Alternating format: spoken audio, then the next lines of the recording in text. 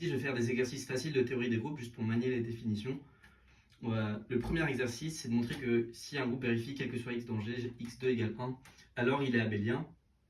En fait, tu peux montrer généralement que si la fonction x associe x carré dans un groupe est un morphisme de groupe, c'est-à-dire qu'elle vérifie f de AB est égal à f de A, f de B, alors le groupe est abélien.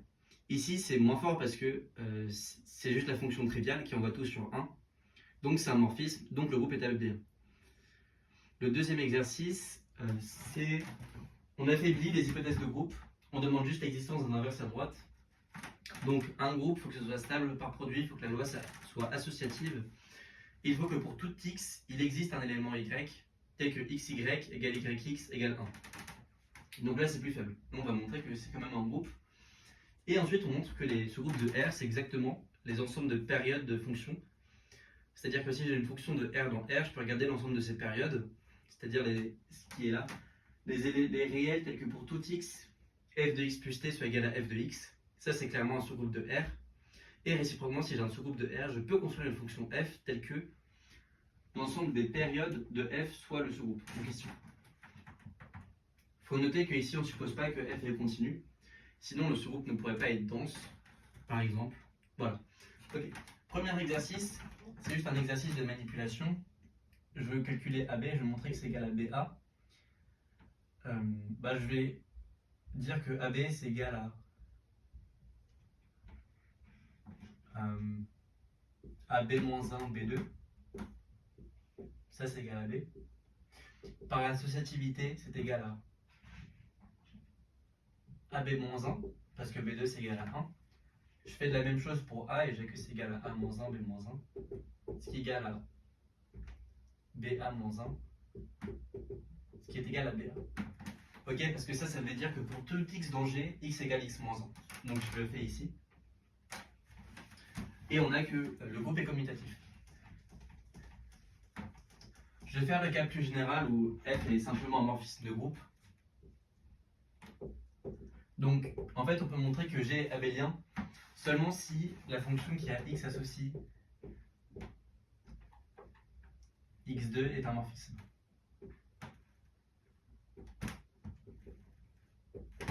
En fait, ce qu'on fait, c'est qu'on dit que si j'ai AB dans G, j'ai AB2 qui est égal, ça c'est f de AB, donc c'est f de A, f de B, qui est égal à A2, B2. AB2 c'est AB, AB. Donc je simplifie par A à gauche et par B à droite, et j'ai que AB égale BA. BA égale AB. Ok. Ça c'est A, B à B. Ça c'est AA, BB, et je simplifie par B à droite et A à gauche. Le contexte de l'exercice 1, il est plus général. En fait, c'est la première étape à montrer qu'un groupe tel que pour tout élément x2 égale 1, c'est un F2 espace vectoriel. En fait, si on montre que le groupe est abélien, on peut noter sa loi additivement. Et le fait que pour tout élément, on a 2x qui est égal à 0 montre qu'on peut munir le groupe d'une structure de F2 espace vectoriel. Mais si ce que je te dis, ça veut rien dire, c'est pas grave. Ok, affaiblissement des structures de groupe. Donc, on a déjà que c'est associatif parce que c'est un monoïde, on a déjà l'existence d'un neutre et on a déjà l'existence d'un inverse à droite. Donc tout ce que j'ai à montrer, c'est l'existence d'un inverse à gauche et que les inverses à gauche et à droite coïncident. Donc, on prend G dans G. On veut montrer que G a un inverse à droite. On veut montrer que G a un inverse à gauche et on va montrer que c'est Y. Donc pour ça, on a que GY égale à 1. Je sais que Y a un inverse à droite, que je vais appeler alpha. Je multiplie par l'inverse à droite, j'ai que G fois 1 égale alpha. Comme le 1 c'est un neutre, j'ai que alpha égale G. Et donc YG égale 1. Y c'est un inverse à gauche et à droite de G, ce qui donne que G est un groupe.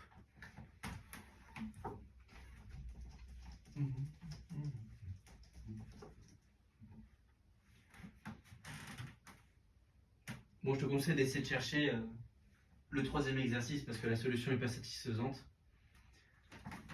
Et j'écris la preuve pendant ce temps-là.